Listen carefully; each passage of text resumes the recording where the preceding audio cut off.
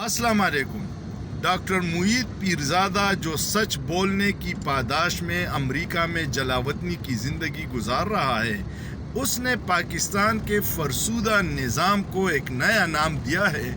अब वो इसको निज़ाम दीन के नाम से पुकारता है और निज़ाम दीन अवामी शऊर से इतना घबराया हुआ है कि हर जायज़ नाजायज़ तरीका इस्तेमाल करके अवाम के हकीकी नुमाइंदों का रास्ता रोकने की कोशिश कर रहा है। साइफर के केस के बाद अब अलकादर यूनिवर्सिटी का केस भी जेल में ट्रायल होगा, क्योंकि वो डरते हैं कि इमरान खान की एक झलक अवाम में एक नई रूह फूंक देगी।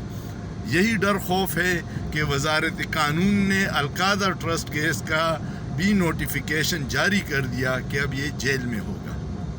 कब तक भागोगे? सोचिए, सोचना जुर्म नहीं है।